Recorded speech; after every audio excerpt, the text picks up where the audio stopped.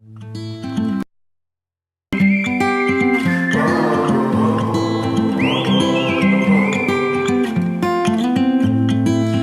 think that I'm going to hiding somewhere by a gated star.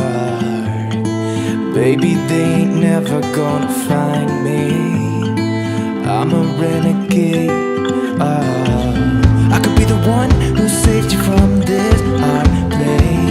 We could be as one and we'll escape. We could run away, we don't gotta stay. I can feel it, it burns inside me. Take away the pain, we can go insane. I can feel it, it burns inside me. We could run away, we don't gotta stay. I can feel it, it burns inside me. Take away the pain, we can go insane. Trust me, I won't let you down. I won't let you down. Yeah, I won't let you down. I won't let you down. Oh, I won't let you down. We could have the world to ourselves, going to a place that's far, staring at the stars for hours, 'cause you're a renegade. I could be the one who saved you from this hard place. We could be as one and we'll escape. We could run away, we don't gotta stay. I can feel it, it burns inside me. Take away the pain, we can go insane. I can feel it, it burns inside me. We could run away, we don't gotta stay. I can feel it, it burns inside me. Take away the pain, we can go insane. Trust me, I won't let you down. I won't let you down. Yeah, I won't let you down. I won't let you down. Oh, I won't let you down.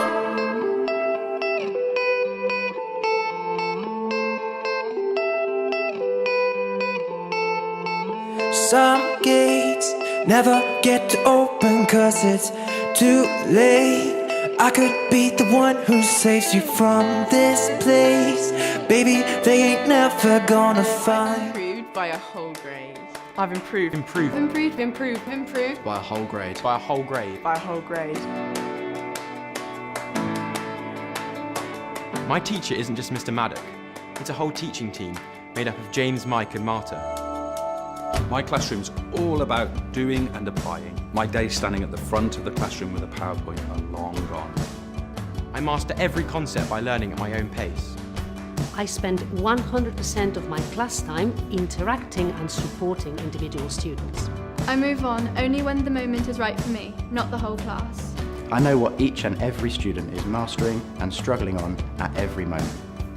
I know exactly what I need to learn next, and I can go back and review material at any time. I spend my teaching time supporting and inspiring, not planning, delivering and marking.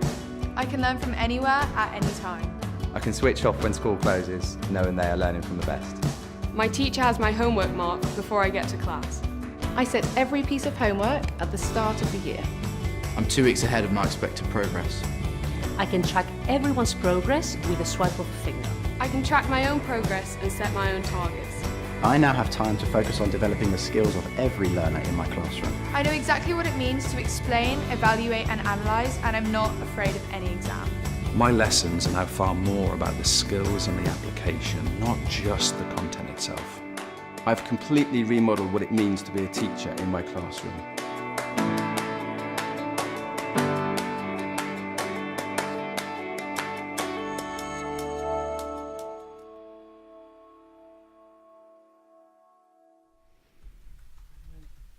Good afternoon, one and all. This is James at the EverLearner. I also have Mike and Marta both with me. If you guys want to say hello. Hey. Hello, good afternoon. Right, that'll do from you too. Thanks for joining us, folks. It's hugely appreciated. So, second session of, we just checking actually, Mike, second A-level P session of, if we remember correctly, 16. So we're offering 16 hour-long PE revision sessions for you A-level students. And remember about that exam board specification type stuff. We are covering material in these sessions which is universal, and if it's not universal, we are specifically telling you it's not universal. There's some of that coming up in some of the later sessions where OCR can switch off, AQA can switch off, WJC can switch off, or whatever happens to be. So we'll tell you if that's the case, all right? But that's the first thing.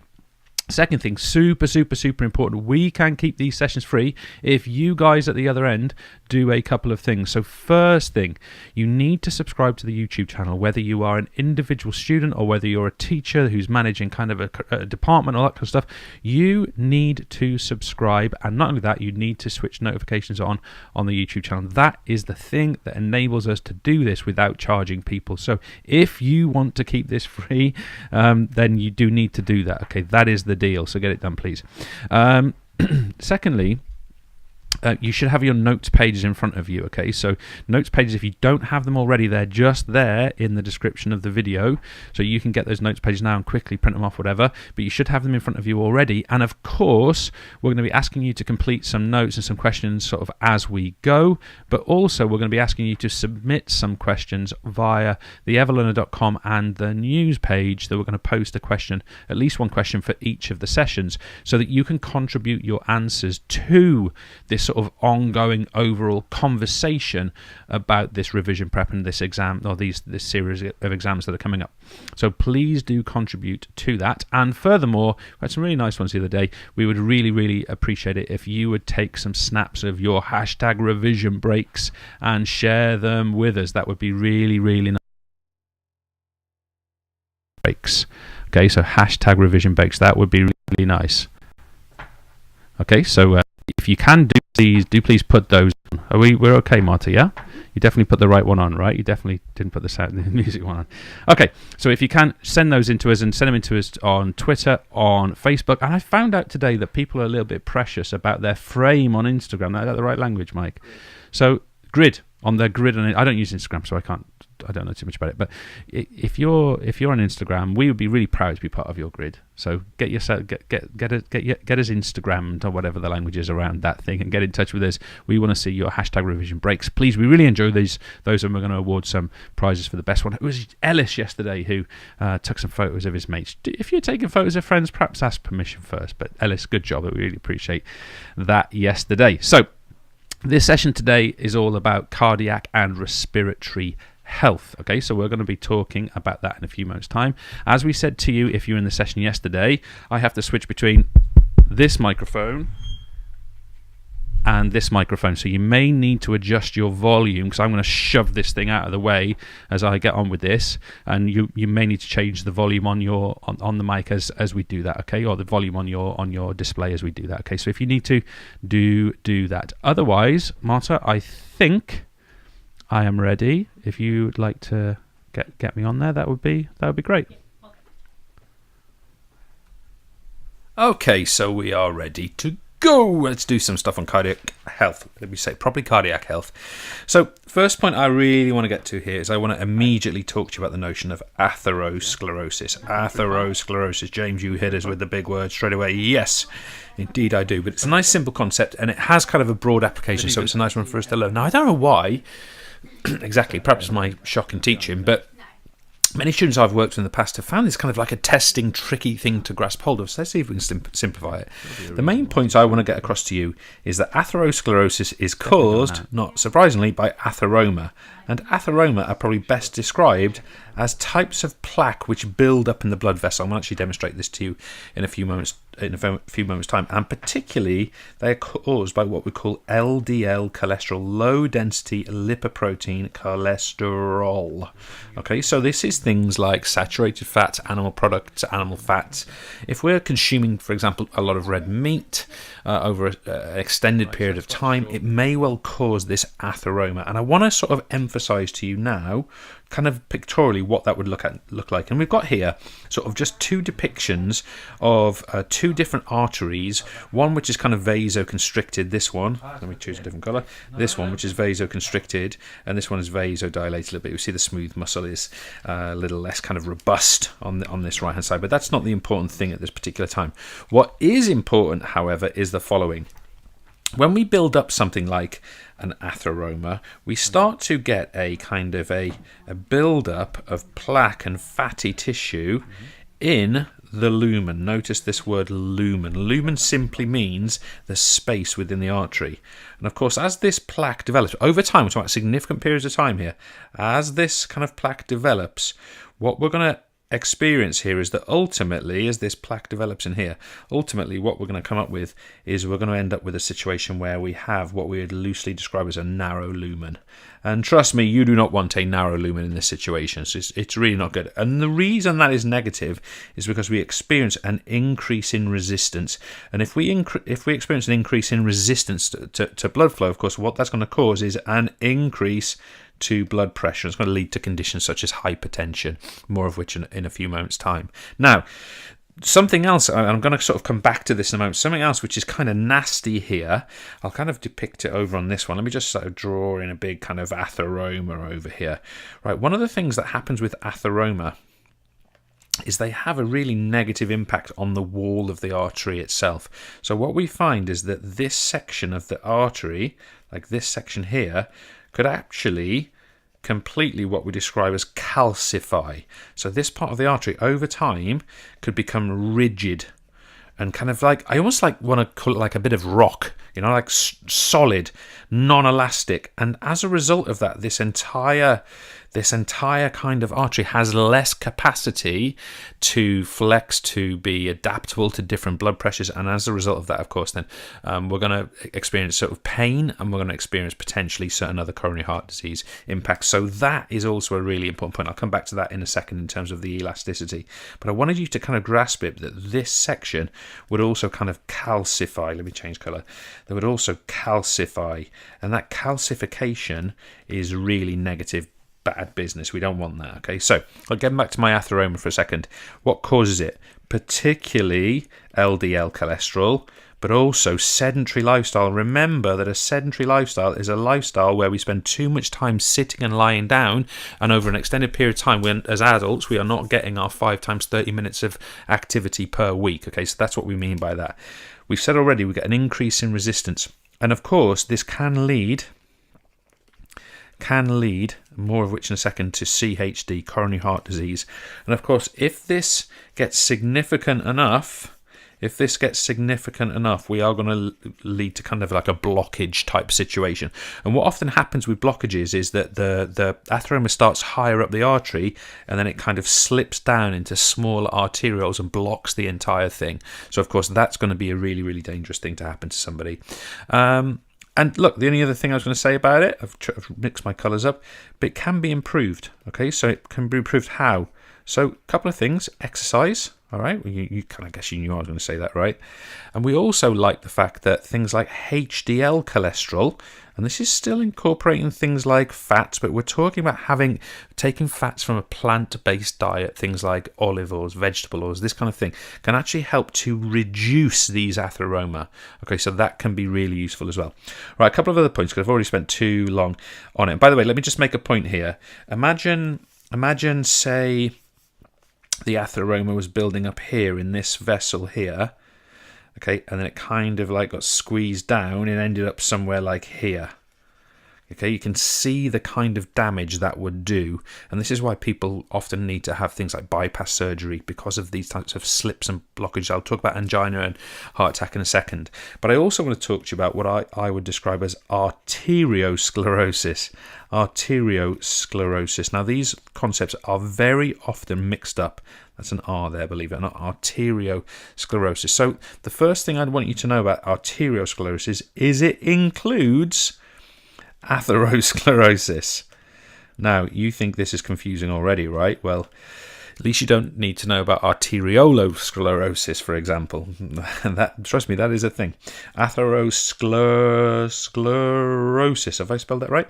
Okay, so this up here is an example of arteriosclerosis. But the point I really want to make here is what I said before. We are talking about inelasticity. And we're talking about, as I said before, calcification of what? The arterial wall. So of course we're talking about this hardening hardening of arterial wall. Okay, so I've already made that point to you, but now we can summarize it with good quality language.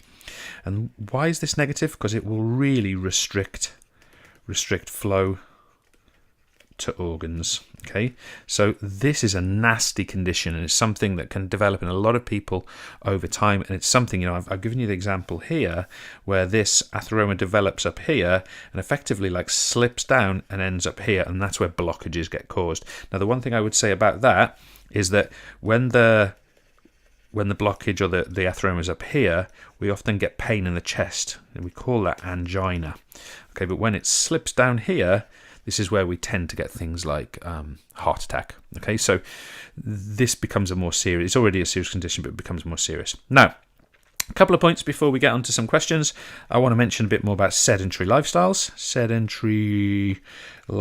You've already said it's too much sitting and lying down. Think about the classic example of someone as an adult, driving to work, going straight from being in bed to getting up, eating, some bacon and eggs, getting in their car, driving to within 50 meters of their office chair, sitting in their office chair all day, getting home and then sitting in the sofa. You get the idea that over a period of time that can be negative. So what do we want to say about that? It increased the risk of CHD. We've mentioned coronary heart disease already. As we've said already, it can cause arteriosclerosis. So being active is a really positive thing. That's what we were trying to say. And of course, arteriosclerosis can reduce our capacity for things such as vascular shunt. Okay, so our capacity to redistribute cardiac output as required becomes less and less. And of course, we're saying about arteries here, they become inelastic and less flexible in that sense. And we know already that an example of this is what we would call atherosclerosis. Atherosclerosis, twice, I've nearly struggled to spell that. So again, think about the word atheroma in your answers, please. It would really improve your answers to improve that, to include that. Now, I also want to talk to you about the notion of a stroke. Now, I'm not going to go into details about the two different types of stroke here. We're going to generalize. But of course, with a stroke, what we're talking about here, we're talking about a blockage. Okay, so this is a blockage of a blood vessel to the brain in one format. I know you guys, some of you studied it a bit more in depth and you know the other format as well, but I'm not going to touch that today. So the blockage to the brain, and that, of course, is going to rob the brain of the oxygen it needs to function. And people can become very, very poorly in that situation. And you may know the certain characteristics of sort of lopsidedness in someone who's experienced a stroke. I've had some very close people to me recently experiencing it. It's a reasonably, well, it's a very, very unpleasant thing. They're all fine, thankfully. Now, I also wanted to talk to you about heart attack. Now, I've already sort of given you the circumstances for a heart attack, or at least the one where we have an atheroma blockage. But I also want to give you another name for heart attack. I'd like you, if you can, to call it a myocardial infarction. And I may ask Marta in a moment about the word infarction. I think she might have something interesting to tell us about it as a Catalan and Spanish speaker. She might be able to tell us a bit about that word. So finally on this one, I've mentioned angina. This is pains across the chest because the upper blood vessels to the heart are becoming blocked. And of course, we have the chronic high blood pressure we call hypertension. So this is chronic long-term high blood pressure, characterized by something like 140/90 for our blood pressure. And of course, let's put our units in. mmHg. So 140/90 is going to be characteristic of this hypertension, chronic high blood pressure, and that's going to be caused by a sedentary lifestyle. So you guys, I think you're great examples of it. You guys are active, you take part in regular activity, and these are the reasons why. Now, let me just put the question up first of all. Questions. Summarize. Interesting command, this one. Summarize. It ultimately means describe. Summarize the likely impacts of Tom's return to regular physical activity on his cardiovascular system, as I rustle my paper in the background. As I rustle, get the right bit of paper, James. So let's have a look at this. So we're looking at the impacts of Tom's return to regular physical activity, so now not a sedentary lifestyle, on his cardiovascular health. So we're only interested in cardiovascular health. So let's have a look. Tom's lifestyle is now non-sedentary. What does that mean? It means it's active. We'd probably get a mark for that. Regular exercise, and look, I've put 5 times 30 minutes a week. Would it get me a mark? Who knows? But I know it, so it's going in my answer. Is preventative of atherosclerosis. Okay, so my circle tick, 1 mark over there. hypertension as well. I'll probably get another mark for that. Chronic high blood pressure, as well as coronary heart disease. Now, I'm not going to give myself a CHD. It's kind of a generic term. I might get the mark. But let's go on. Specifically, regular activity will prevent atheroma.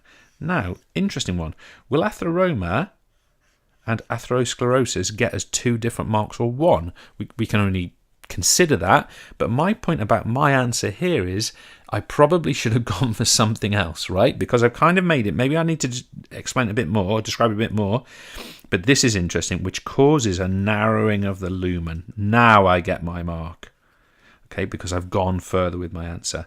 And an associated increase in resistance, okay, and that's resistance obviously to cardiac output. And now I've got my max, and I'm in good shape. I've also got, finally, Tom is less likely to experience stroke or myocardial infarction, so I could potentially pick up marks there if I hadn't got the max already. Next question, explain. Now, something about explain before we look at this, and you can probably pick this up as we go.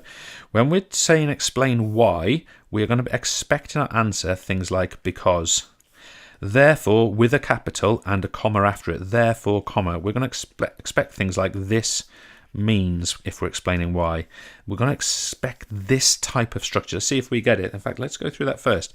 There's my because, there's my because, there's my therefore, comma, there's my this means. So I'm clearly explaining. Now let's have a look whether I got a decent answer or not.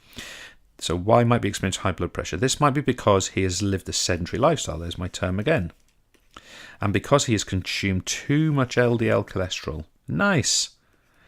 Therefore, comma, he may be experiencing plaque buildup. Nice. There's my mark. In fact, I've got my max, but my answer goes a little further. Or atherosclerosis. This means that hypertension, I'm giving that a name. I might get an extra mark there potentially, becomes more likely. So, 2 fairly simple questions, but I'm doing more than enough to get myself those marks. So we're going to go back and talk to you a bit about some Q&A and some other bits and bobs.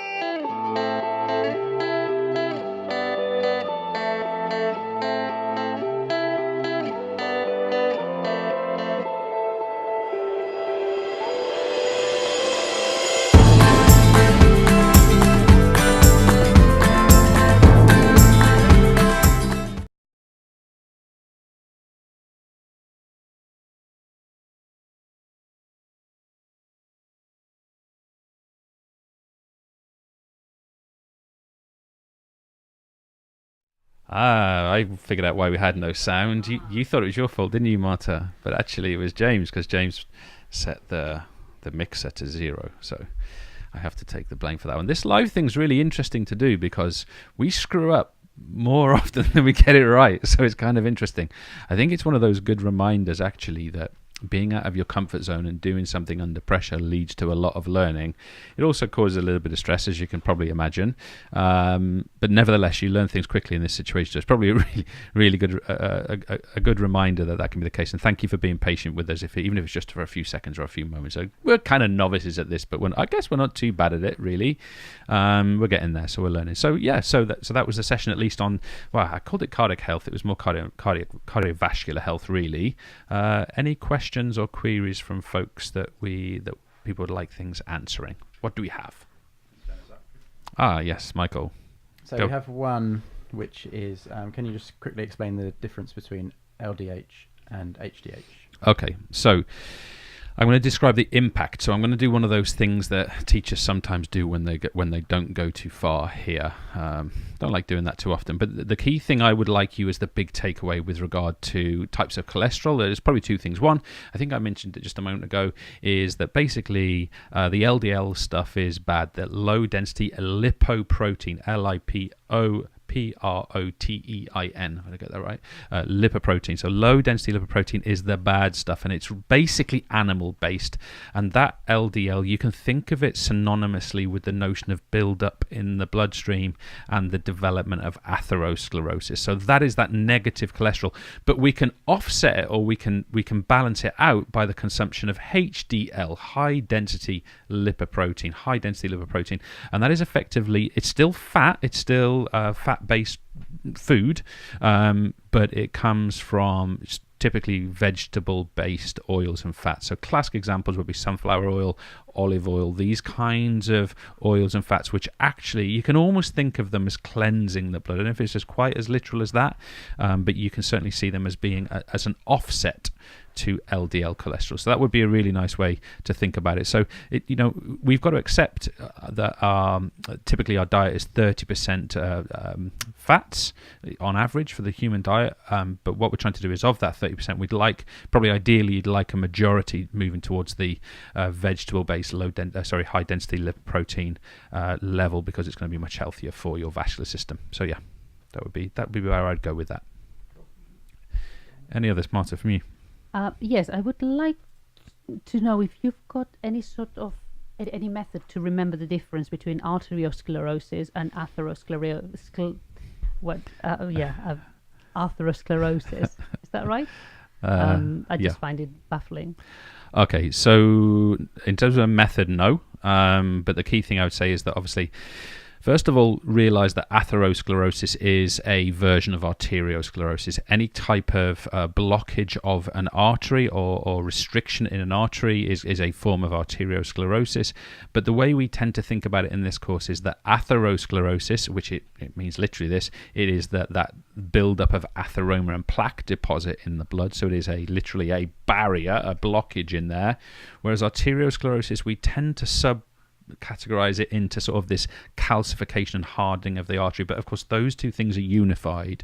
One can lead to the other, so they're actually, athero is actually a form of arterial. The only other thing I'd say to you, and I'm mentioning this just on the off chance it pops on an exam mark scheme somewhere. I don't think it will, but just in case, if we were talking about arterioles, we would be calling it arteriolosclerosis. Arterio relates to arteries, arteriolo refers to arterioles, and you can also have atherolosclerosis, which is for also arterioles. Now again, I wouldn't panic too much about that particular detail, but it's just useful to know that I guess the name, the words we use for things have meaning. So yeah, might be useful to think about it that way. Any other things, folks? No. Okay, Marta, I had that one thing from you. I mentioned infarction as a concept. Mm-hmm. This is a familiar word to you, right? Yes. Why?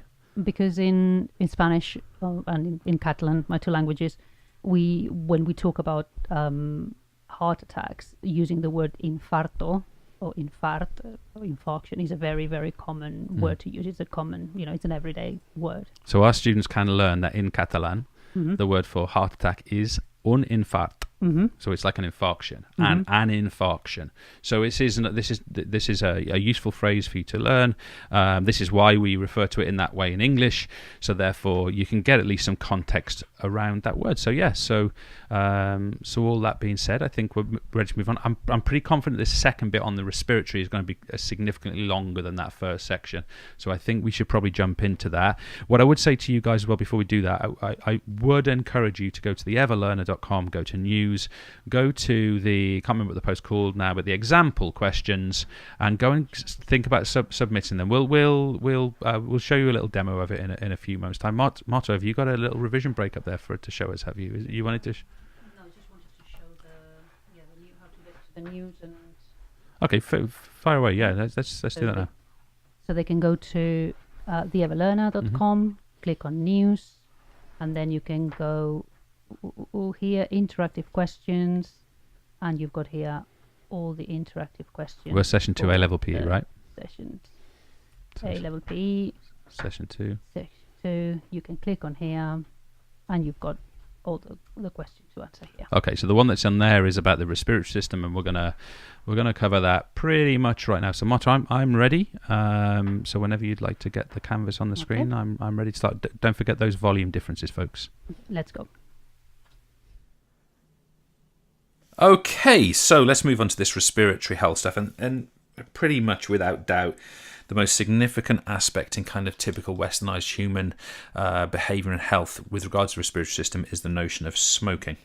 Now, you could make an argument that pollution and inhalation of chemicals is up there, but this seems to be, and certainly traditionally in the last 100 years, has been something which has caused gigantic damage and something which, we really have to address. So first things first, let me give you by the way, I'm loosely talking about cigarettes, wider tobacco. I'm probably not experienced, probably not educated enough on all forms of smoking to tell you specifically, but I'm talking about industrially produced cigarettes when I talk about this, and I'm sure it extends a little beyond that too, but nevertheless, let me make sure I'm being clear about that. So I want to talk to you first of all about one of the effects of smoke. It causes a mucus buildup. Okay, a mucus buildup, and I'm going to talk about this a bit more detail in a second when I look at asthma, and you'll get to actually see some mucus. The point about mucus is it builds up in the bronchioles, and as a result of that, or the reason it does that is it's attempting to block the smoke. So think about that for a second. The smoke that we are actively breathing in is our body, our system is trying to block it by producing mucus to mop up that kind of contaminant.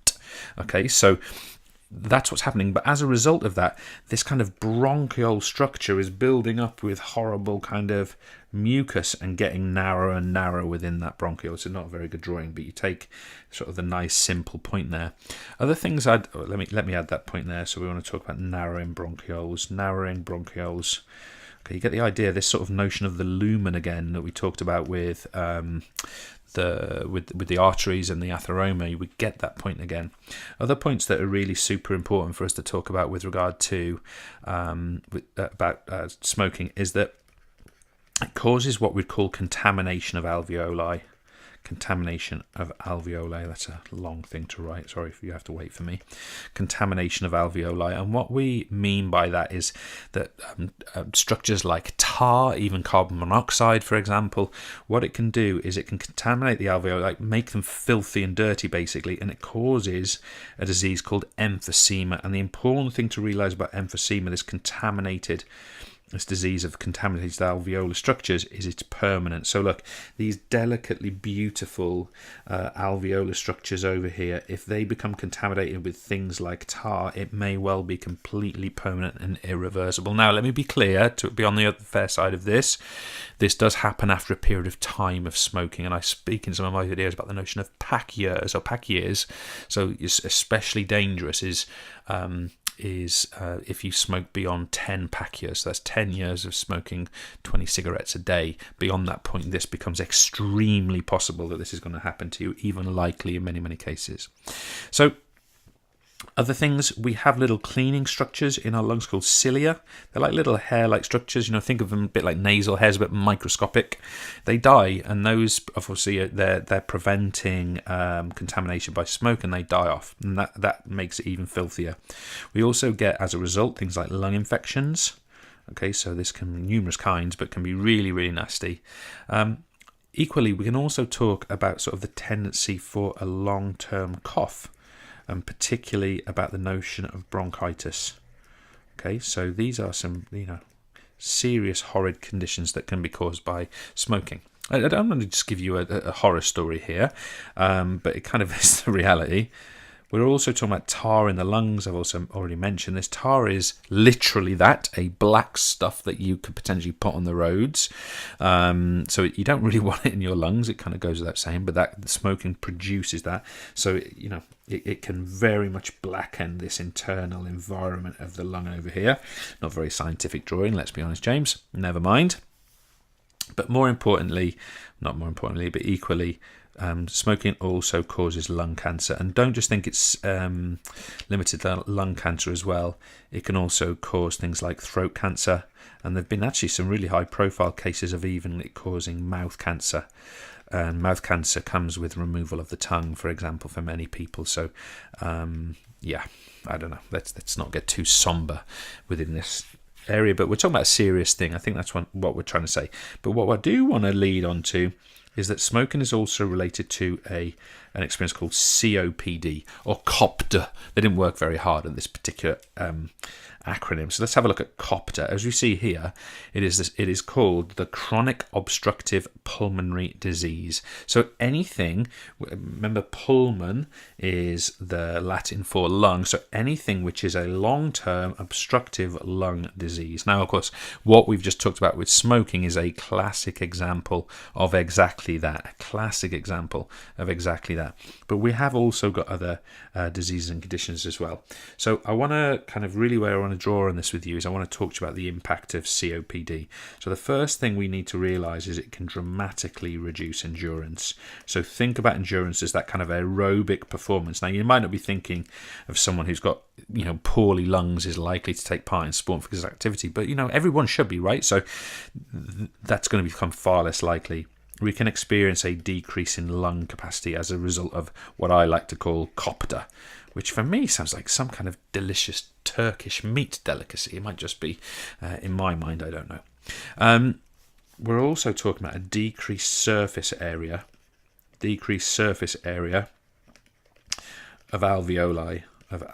So the alveoli, the site of gaseous exchange, also is going to decrease its surface area as a result of this condition. Now, I also want to talk about carbon monoxide, or CO, carbon monoxide, which I didn't talk about with cigarette smoke, but obviously it's a product which is breathed in through smoking. And the important thing to realize about CO, or carbon monoxide, is it blocks O2.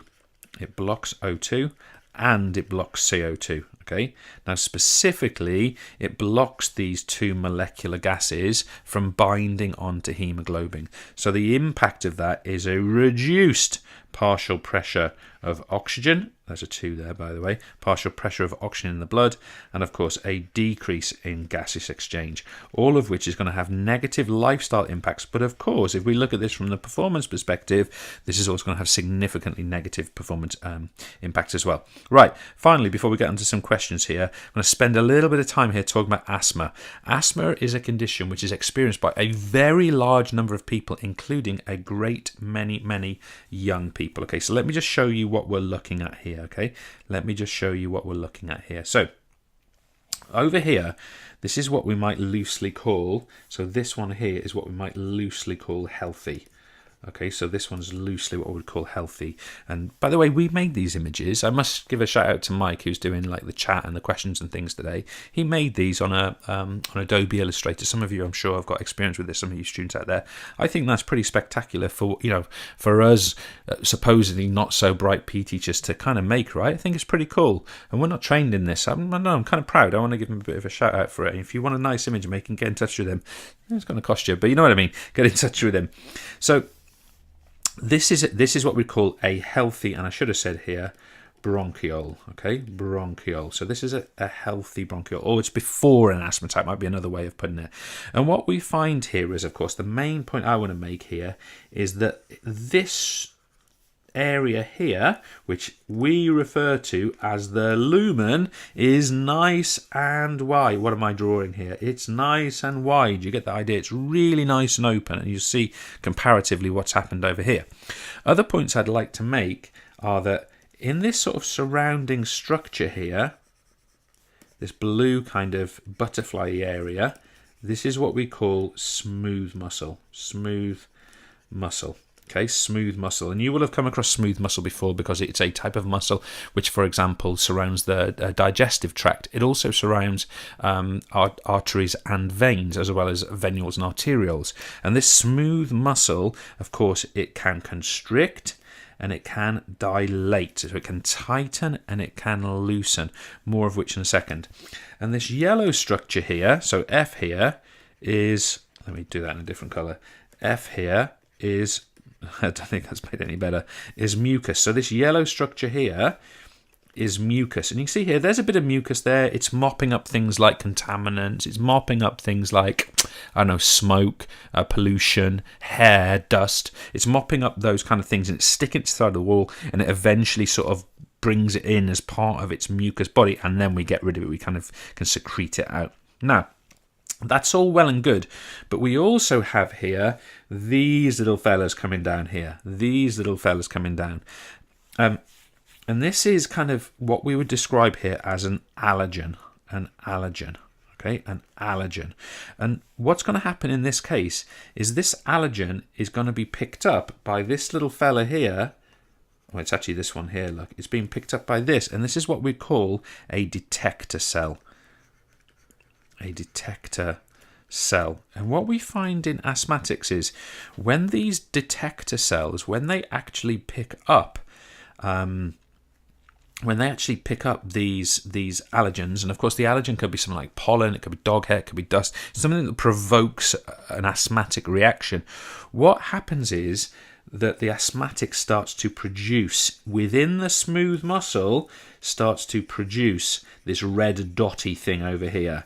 And this red dotty thing is not a bad case of the measles. It is what we refer to as histamine. And histamine, it has numerous properties, but the main property of histamine in this context we want to know is that it causes the muscle to constrict. It causes constriction of that smooth muscle. So that smooth muscle begins to constrict. Equally, the other thing that happens is we start to produce and excrete mucus. Excrete wasn't the right verb I wanted there. We start to produce and go into sort of overdrive of production of mucus. So we get much more of this kind of yellow mucousy substance, which is now where we move over to example 2, where we've got either the middle or after an asthma attack. And we see now we're in a situation where the smooth muscle has pulled in, it's narrowed down the bronchiole to a very small lumen, and the mucus that's being produced is making that even smaller. And this is why someone experiencing an asthma attack, and it may well have happened to people, I'm sure if you're in a classroom it would have happened to somebody in your classroom, this is why this is a particularly unpleasant and nasty experience. It usually sorts itself out and most people have good strategies to deal with it, but nevertheless this is a deeply unpleasant thing to go through. Now, a couple of other things I would like to say to you. I want to talk to you about what we call a beta agonist. A beta agonist. And a beta agonist is what you guys might think of as kind of like a, let's see if I can do some dodgy drawing here, as what you guys might think of as kind of like a, I don't know, can you guess what it is yet? It's what you guys might think of as an inhaler. Okay, and this blue one is what we call the reliever. The reliever inhaler, and it's the beta agonist inhaler. And what this does is it actually releases a beta 2 agonist cell, and these kind of come down here into the bronchiole, and they're picked up by these little detector cells, slightly different ones this time, and these are what we call our beta detectors. Beta detectors. And these beta detectors, what they do is that they cause the smooth muscle to relax. Okay, and if we can achieve that, of course, then the bronchiole is going to open and this asthma attack is going to be, to some degree at least, avoided. Now, a couple of things that I would say to you that are really important that you guys need to have an awareness of with regard to asthma.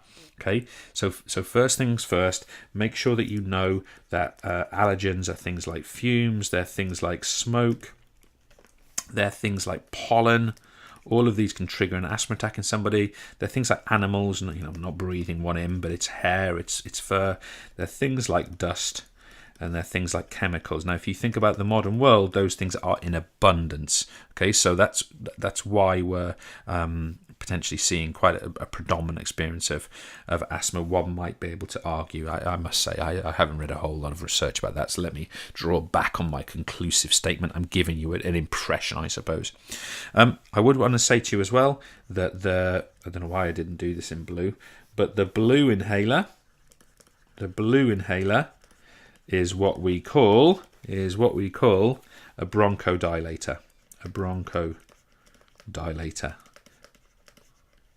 And don't forget that I haven't got a brown on here. This is the nearest I've got to brown, and that the brown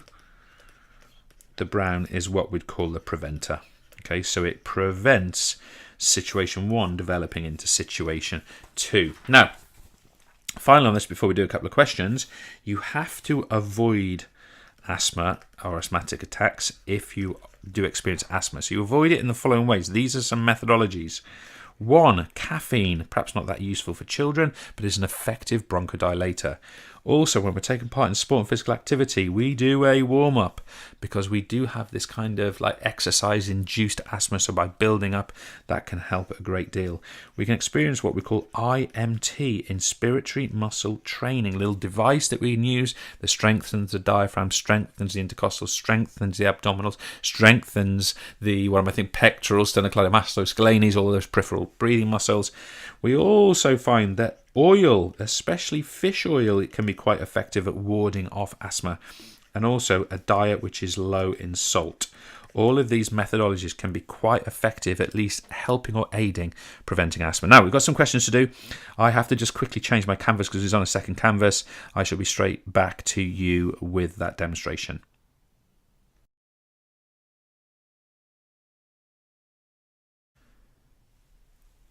Okay, so we're back with Tom again, bless him. He must be, as you see here, we've got some questions with Tom. He must be thinking that we don't think much of his health, but never mind.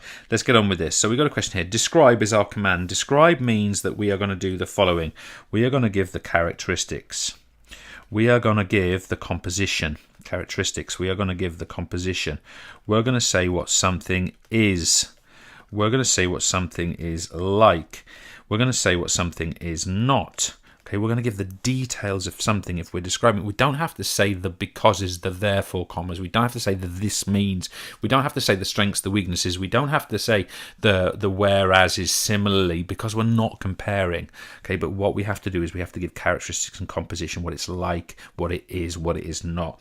So let's see a couple of examples. Let's see a little example of that. Let's have a little read of this question. Describe the negative impacts of an unhealthy lifestyle on the respiratory system. So nice simple question. Impacts of an unhealthy lifestyle on the respiratory system. So an unhealthy lifestyle is characterized how? It's characterized, remember I said that before, by a sedentary lifestyle. Circle, tick, 1 mark. I'm looking for 4. And choices such as smoking, possibly. I'm not going to give myself that one. Let's say that we've got negative lifestyle. COPD. I would probably write it out if I was doing an exam, to be honest. Chronic obstructive pulmonary disease becomes more likely, and decreasing lung capacity, so this is happening, decreasing lung capacity, and alveolar surface area, so that's also decreasing. Smoke is composed of tar, nicotine, and carbon monoxide, and this contaminates the alveoli. I've got my max, okay, and causes, look, there's another one, emphysema. Finally, chronic bronchitis. So this type of language is going to get me my marks because I'm describing the impact of unhealthy lifestyle specifically on what? The respiratory system. If I talked about smoking causing coronary heart disease, which, by the way, it does contribute to that calcification we talked about earlier, also is impacted on by smoking, for example, I'm not going to get any marks here. Why? Because I'm asked about the respiratory system. So anything outside of that genre is not going to get me anywhere. You've got to stay in that paradigm, unless, of course, like some of you have to do, you OCR guys, for example, probably the best example, where sometimes you do have to make links between topics in some of your answers. Okay, so just be aware of that as well. Now then, let's move on to the next question. This time making specific reference to respiratory health. So again, they're only interested in respiratory health, cardiac health here, vascular health. Pointless, because I'm not going to get any marks for it. Explain why. There's my command. Explain why. Again, I already know what sort of words I'm going to use. I know I'm going to have becauses. I know I'm going to have this means. I actually don't remember if I've put these in this time. I know I'm going to have therefore, or therefore, comma. I'm also going to have things like as a result, or as a result of. Spell it properly, James, and so on and so on. So these kind of terms are going to be my explain why. Explain why Tom should continue to exercise regularly and choose not to smoke. So this is about regular exercise and smoking. So let's have a little go at it. So Tom should not smoke because mucus, so there's, look, because we've already talked about it, right? Mucus builds up. There's one. Boom. Mark. Blocking, to block the smoke. That's why it's doing it. I'm actually saying why. This means, look, there's my connective again. Bronchioles narrow. Circle tick. Boom. One mark. I'm looking for 4. Causing bronchitis. Probably getting 1 there as well. I like. Moreover, comma. Oh, James, you're spoiling us here. Moreover, comma. If you write moreover in your exam, that's how you're writing it. Moreover is one word and it has a comma after it at the start of a sentence. You lot got that, right? That's how you're writing it. Why? Well, apart from I'm shouting down a microphone, because it's good grammar. And you lot, you should be able to do that, okay? So get it right. That's my little lecture over. Nicotine is addictive. I didn't mention this earlier, actually. Nicotine is addictive. So that's, again, negative. Now, I'm not going to give myself that mark because I reckon everything I've said so far is about smoking. It's asking me about smoking and regular exercise. So maybe there's a sub-max in this question for maybe 2, or maybe you get a max of 3 for one of those, or 2. So exercise can increase lung capacity. Nice. There's my mark. I'm actually got on my max there if I go with what I've done already. Cleanse the bronchioles. That could get me a mark, and improve aerobic function. So all of that could be really, really nice for me to include in my answer. But I've got my max and I've done enough. Don't forget that sub-maxing. I'm asked 2 things there. I'm asked about smoking and I'm asked about exercising regularly. If you're asked about 2 things within a question, or you've got an A and a B that break the question up, you must talk about. If they break it up into A and B, it's easier, isn't it? Because they're telling you where to write each bit. But if it's within one question, you must address both parts of that question and say, in this case, explain why. Okay? So, nice answers. Let's go back into the camera view and I guess what we might call a studio from here forward.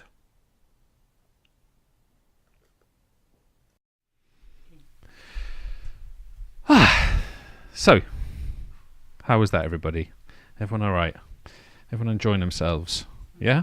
Okay, any questions, anything people want clarified or anything like that? But I may have screwed up while I was talking there. I heard someone mocking me about about my inhaler drawing. Would you like to expand on that at all, Marta? No, I just thought it was a pretty, nice drawing. How did you describe it? I said it reminded me of a bacteria with hair. That's pretty insulting. Any questions? Yeah, we have one on Twitter, which is just, can you please explain what the difference between the blue and the brown inhalers are?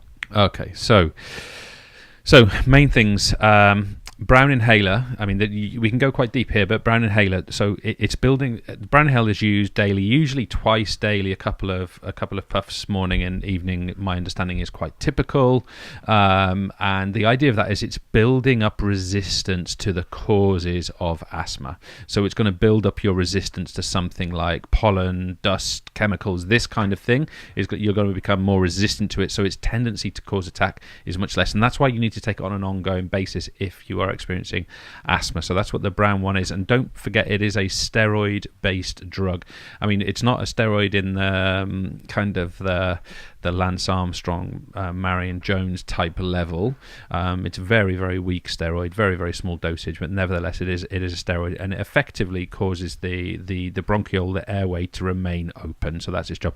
The blue inhaler is a different concept. It is effectively firing a chemical which is going to cause the smooth muscle of the bronchiole to stop constricting. We can call that dilating if you like, but really what it's doing is it's preventing the action of the histamine from constricting the airway down. So naturally, of course, that ends up then dilating a little more. So that's what the blue one does.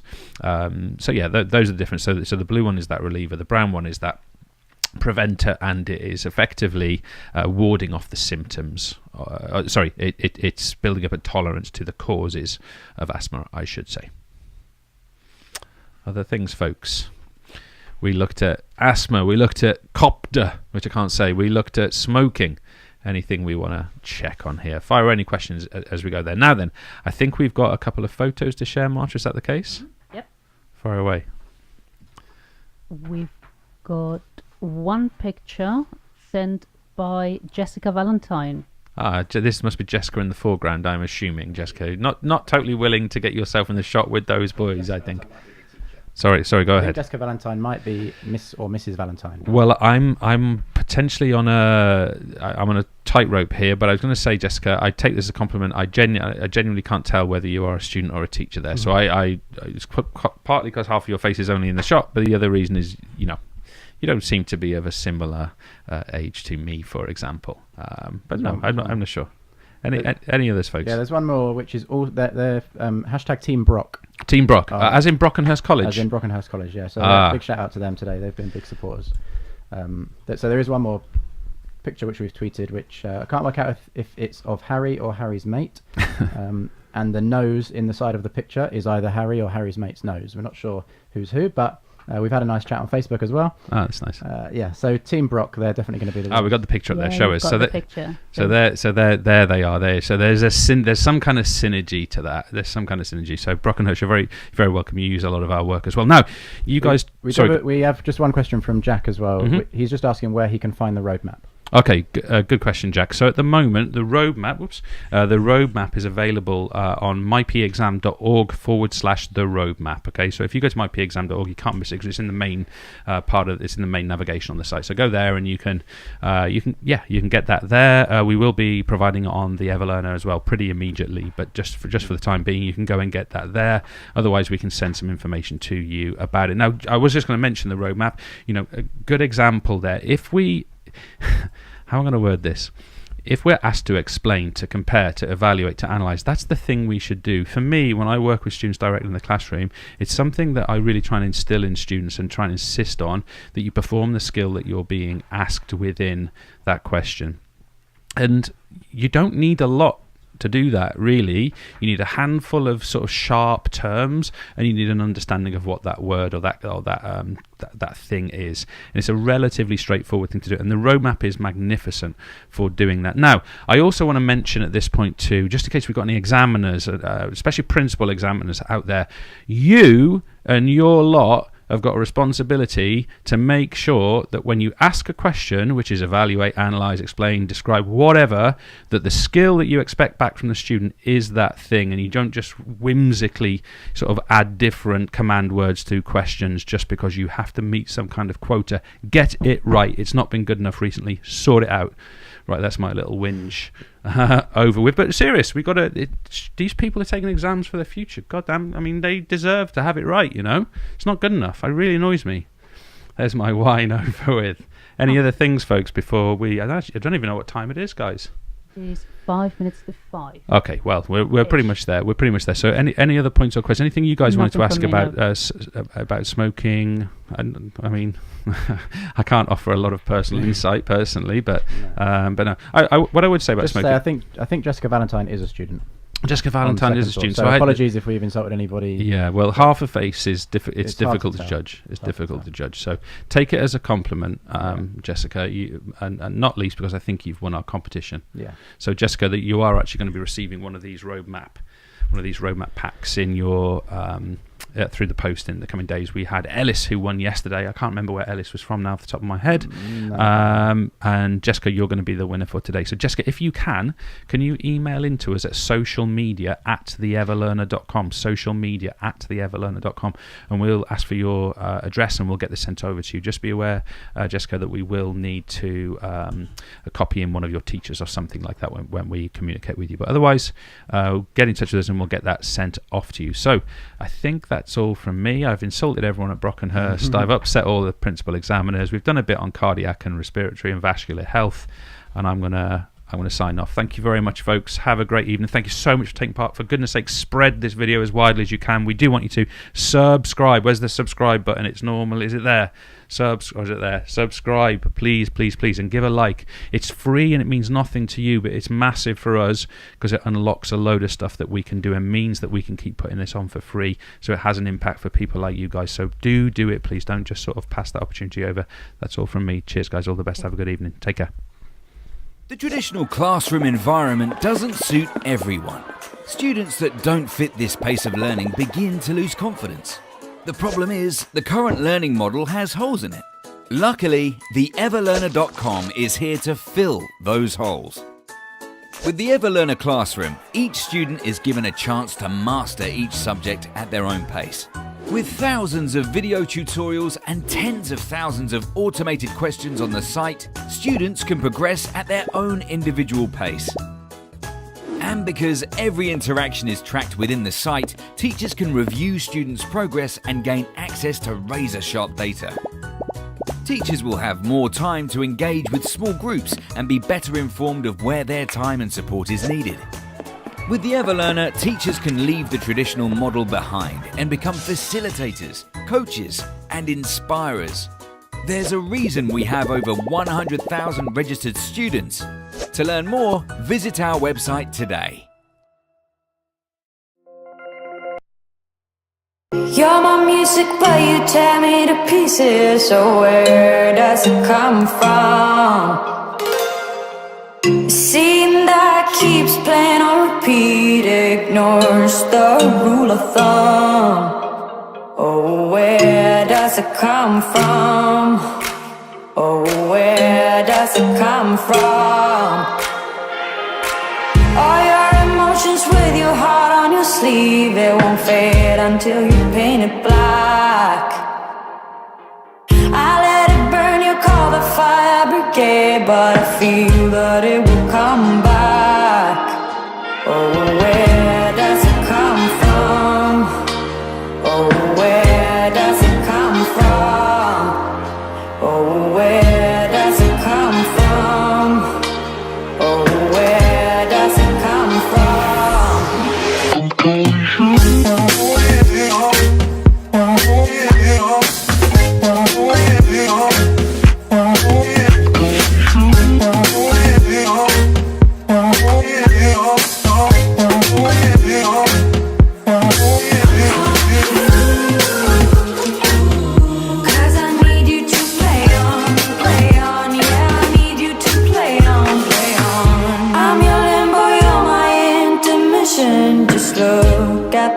we're in.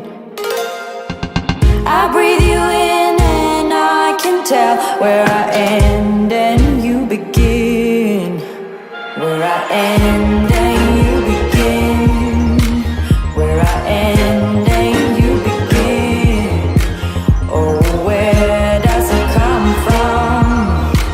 Oh, where does it come from? Where does it come from?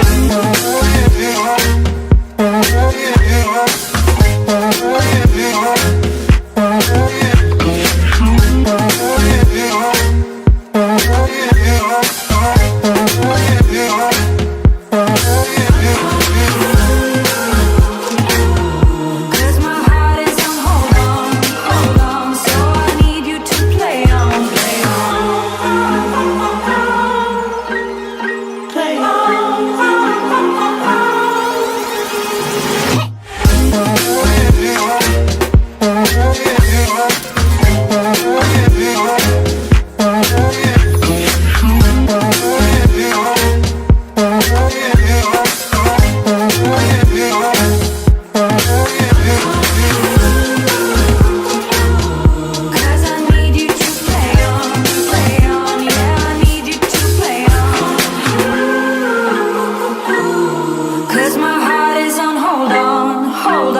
So I need you to play on, play on.